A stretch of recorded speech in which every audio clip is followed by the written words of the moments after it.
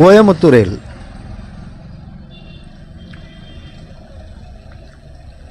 கோவையில் பிரவீன் சக்கரவர்த்தியிடம் விஜய் சந்திப்பு குறித்து செய்தியாளர்கள் எழுப்பிய கேள்விக்கு விஜய் பேரணியில் பங்கேற்க மக்கள் உற்சாகமாக வருகிறார்கள், விஜயை ஒரு நடிகராக அவர்கள் பார்க்கவில்லை, அவரை அரசியல்வாதியாகவே பார்க்க வருகிறார்கள், விஜய் மிகப்பெரிய அரசியல் சக்தியாக மாறியுள்ளார், அதை யாராலும் மறுக்கவே முடியாது என்றார்.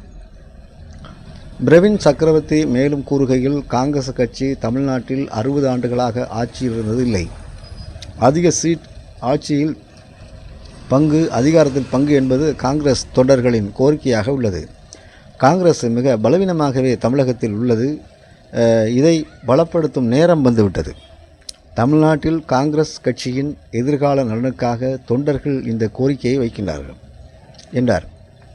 கூட்டணியை பொறுத்தவரை காங்கிரஸ் தலைமைதான் முடிவெடுக்கும் என்று பேசிய பிரவீன் சக்கரவர்த்தி, காங்கிரஸ் தொண்டர்கள் அவர்கள் கோரிக்கை வைக்கலாம் என்றும் அதனுடைய கடைசி முடிவை காங்கிரஸ் தலைமைதான் எடுக்கும் என்றும் கூறினார்.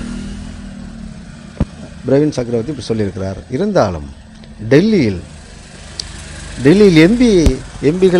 எம்பி இருக்கிறார்கள். அவர்கள் 40 தொகுதி இருக்கின்ற பொழுது காங்கிரஸ் திசை மாறினால் டெல்லியில் உள்ள அந்த நாடாளுமன்றத்தில் உள்ள டெல்லி பார்லிமெண்ட்டில் நாடாளுமன்றத்தில் உள்ள பலவீனம் காங்கிரஸுக்கு குறைந்துவிடும்.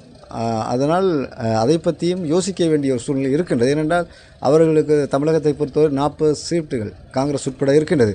அது ஒரு அங்கே மத்திய அரசிலே ஒரு ஆதிக்கத்தை செலுத்தக்கூடிய வாய்ப்பு இருக்கின்றது. ஆனால் இங்கே தமிழ்நாட்டில் பிரிவினை காங்கிரஸ் ஏற்படுத்துமானால் டெல்லியிலும் ஒரு பிளவு ஏற்படுகின்ற பொழுது இன்னும் தலைமை டெல்லி மத்தியில் இன்னும் பலவீனமான ஒரு நிலையை தான் காங்கிரஸ் சந்திக்கும் என்றும் கூறுகிறார்கள் நோக்கர்கள். அரசியல் கட்சிகளின்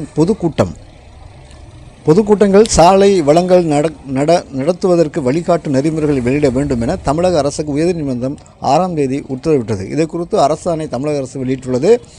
அதன்படி கூட்டம் நடத்துவதற்கு குறைந்த 10 நாட்களுக்கு முன்பு அனுமதி கோரி விண்ணப்பிக்க வேண்டும் என்றும் 50,000க்கும் மேற்பட்டவர்கள் கூடும் பொதுக்கூட்டங்களுக்கு 30 நாட்களுக்கு முன்பு அனுமதி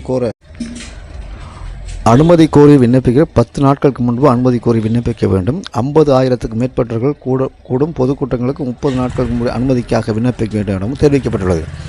அனுமதி அளிப்பது அல்லது மறுப்பது தெரிவிப்பதை 15 நாட்களில் தெரிவிக்க வேண்டும். அனுமதி மறுப்புக்கான காரணத்தை எழுத்துப்பூர்வமாக அளிக்க வேண்டும் என்று கூறப்பட்டுள்ளது.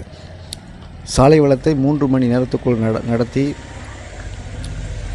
நடத்தி முடிக்க வேண்டும் என்றும், சாலையில் ஒருபுறம் மட்டும் சாலை வளத்தை நடத்த வேண்டும் என்றும், மறுபுறம் போக்குவரத்து வழிவிட வேண்டும் என்றும் குறிப்பிடப்பட்டுள்ளது. இது தமிழ்நாடு அரசு வெளியிட்டுள்ள அறிக்கை.